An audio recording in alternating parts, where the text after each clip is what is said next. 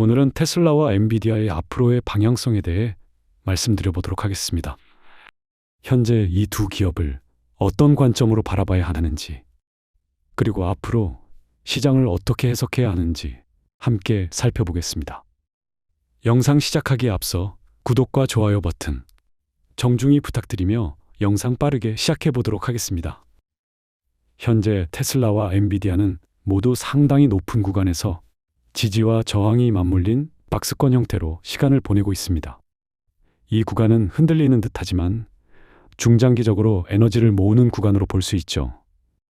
저는 앞으로 이 두 기업의 흐름을 횡보 이후 11월까지 추가 상승으로 바라보고 있습니다. 그 중에서도 특히 테슬라의 미래 가치가 계속 발전하고 있다는 점, 이 부분이 다음 상승을 이끌 핵심 요인이라고 생각합니다. 지금 물류 현장에선 AI와 로봇이 단순 반복 업무를 빠르게 대체하고 있습니다. 예전엔 사람이 하던 분류 피킹 이동을 이제는 컴퓨터 비전과 로봇팔 자율주행 로봇이 맡죠. 아마존만 봐도 프로테우스, 스페로 같은 로봇이 창고에서 상자를 옮기고 물건을 집어 올리며 주소 지역 자동 분류가 시스템으로 돌아갑니다. 결과는 명확합니다. 정확도는 더 높고 실수는 더 적습니다. 기업 입장에선 비용 절감과 생산성 향상이지만 사회 전체로 보면 일자리 압력이 생깁니다. 그래서 이런 흐름은 경기 사이클상 완화적 정책에 대한 기대를 키우게 되죠. 무엇보다 이 변화는 일시적 트렌드가 아니라 산업 구조 자체가 재편되는 흐름입니다. 실제로 컨설팅 리포트들에선 재고 20에서 30% 절감, 물류비 15% 개선 같은 수치를 제시하며 AI 도입의 체감 효과가 크다고 보고합니다. 이 AI 전환은 테슬라에도 큰 기대를 얻습니다. 소프트웨어 AI 대규모 모델 에이전트가 의사결정을 맡고 물리적 AI, 휴머노이드, 로봇, 옵티머스가 현장에서 일을 수행하는 시대가 머지않다라는 거죠. 최근에 테슬라는 중국 공급업체인 산화 인텔리전트 컨트롤에 자사의 휴머노이드 로봇 옵티머스에 사용되는 리니어 액추에이터 부품을 6억 8,500만 달러에 주문한 것으로 알려졌습니다. 이번 주문은 최대 18만 대의 생산량을 지원할 수 있으며 이는 테슬라가 중국 시장에 본격적으로 진출하는 것을 의미하죠. 이는 앞으로의 AI 시장이 빠르게 확장되면서 로봇에 대한 선두를 잡기 위한 행보라 볼 수 있습니다. 인구는 줄고 힘든 일을 기피하는 사회로 갈수록 사람은 AI를 그리고 로봇을 더 의존하게 됩니다. 테슬라가 공개한 옵티머스의 정밀 조작 데모는 아직 초기지만 사람 대신 반복 작업을 맡긴다는 방향성은 분명해 보이며 미래의 기업이라는 거죠. 또한 테슬라는 사이버캡 로보택시 대량 생산을 위한 채용을 본격화를 진행하고 있죠.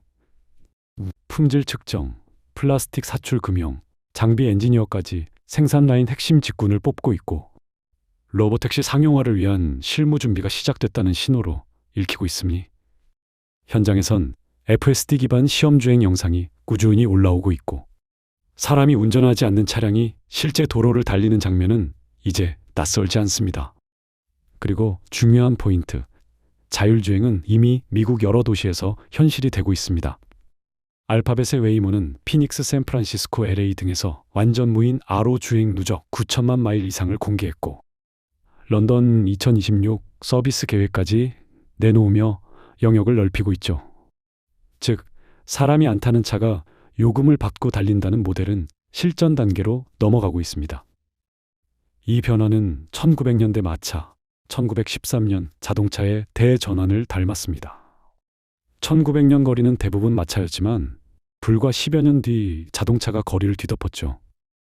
지금 우리는 그때처럼 사람 운전에서 자율주행으로 기어를 바꾸는 중입니다.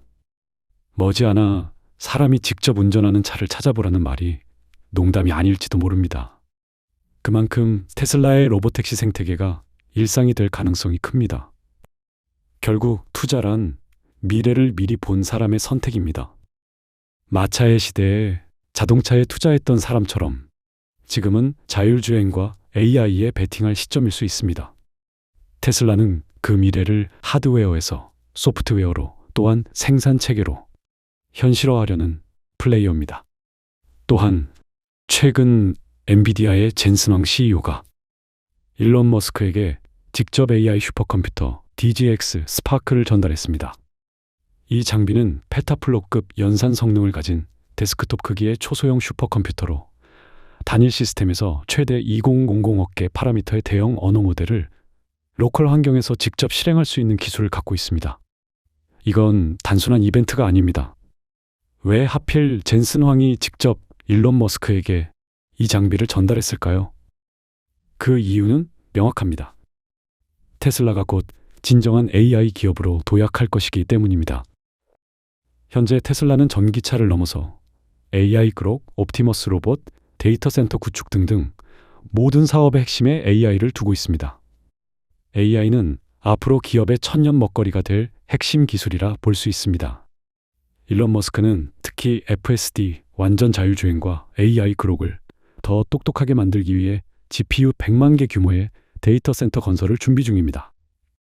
이 클러스터 확장은 도조 AI의 학습 능력을 끌어올리기 위한 핵심 프로젝트입니다. 여기서 중요한 포인트는 이 모든 과정에 엔비디아의 GPU가 중심에 있다는 점입니다. 2024년부터 그록3을 위해 GPU 10만 개 클러스터를 구축했고, 이제는 그로고와 FSD 고도화를 위해 GPU 100만 개 규모로 확대하고 있습니다. GPU가 바로 엔비디아의 제품이라는 점이 매우 의미가 있다는 거죠. 다시 돌아가서 보면 젠슨 황이 일론 머스크에게 직접 DGX 스파크를 전달한 이유가 이해되실 겁니다. 두 사람은 단순한 협력 관계가 아니라 AI 생태계를 함께 만들어가는 동반자 관계에 가깝습니다. 테슬라가 발전하면 엔비디아도 성장하고, 엔비디아가 확장하면 테슬라의 AI도 진화하게 됩니다. 이 두 기업은 앞으로의 AI 시장을 이끌 핵심 축이라 볼 수 있습니다. 결국 테슬라의 미래는 단순한 자동차 회사가 아니라 AI 인프라 기업으로의 전환에 달려 있습니다. 이 부분을 이해하면 테슬라의 다음 방향이 보일 수 있습니다. 즉, 지금의 조정은 오히려 다음 단계로 가기 위한 숨고르기일 가능성이 높고, AI 생태계의 중심에 서 있는 테슬라, 그리고 그 옆에 엔비디아, 이 둘의 시너지는 앞으로 시장 전체의 방향성을 바꾸는 핵심 동력이 될 수 있습니다. 예측하는 건 어렵지만 다만 이 두 기업이 같은 길을 간다는 점에서 테슬라의 상승 여력은 여전히 살아있다고 볼 수 있습니다.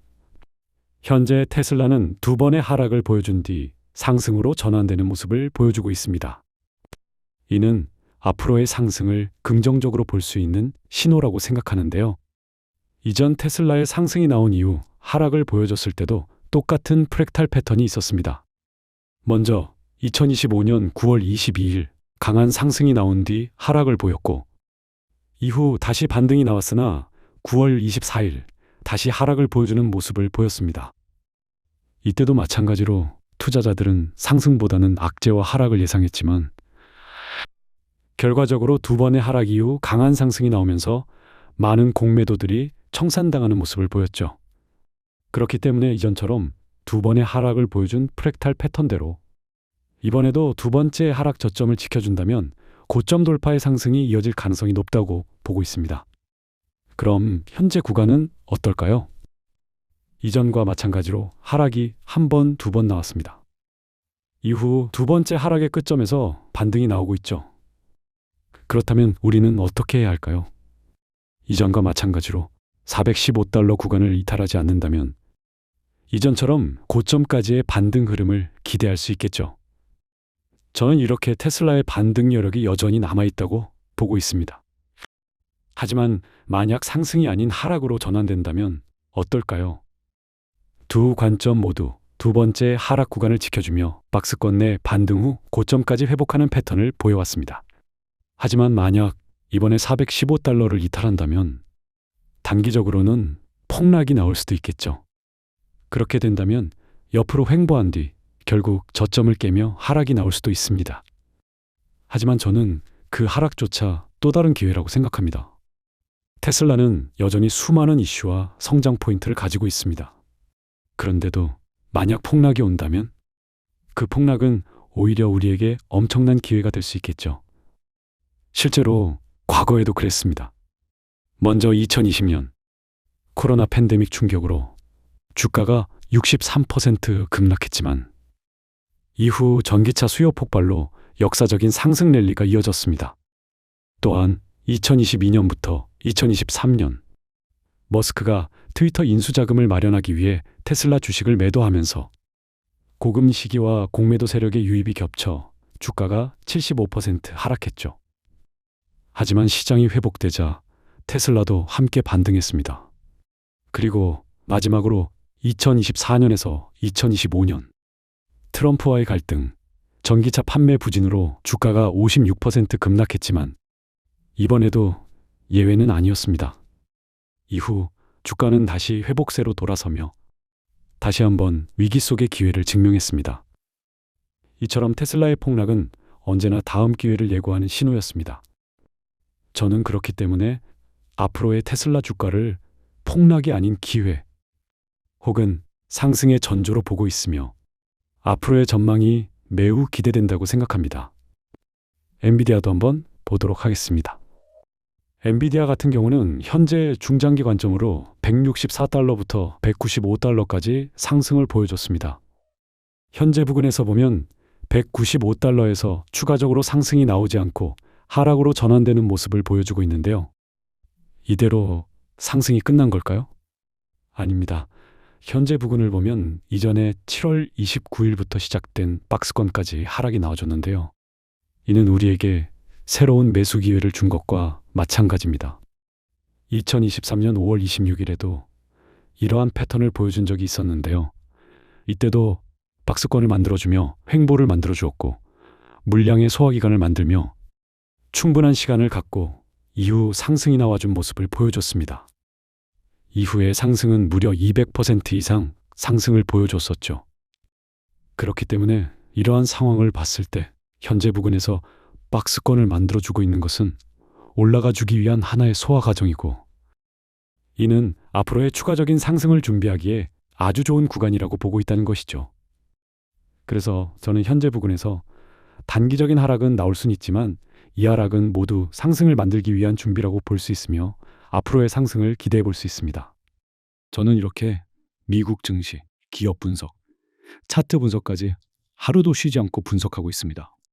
매일 다양한 종목을 엄격하게 분석하여 매수와 매도, 타이밍을 실시간으로 공유해 드리고 있는데요. 상당히 높은 승률과 함께 차트 분석, 시나리오, 기업 분석까지 매번 올려드리고 있습니다. 많은 분들이 들어오셔서 도움을 받고 계십니다. 이처럼 매번 실시간 분석과 기업 분석을 자세하게 받아보실 분들은 지금 보고 계신 영상 설명란의 텔레그램 링크를 통해 바로 들어오실 수 있습니다. 들어오셔서 빠르고 정확한 관점과 정보를 받아보시기 바랍니다. 영상이 도움이 되셨더라면 좋아요, 구독 한 번씩 부탁드리겠습니다.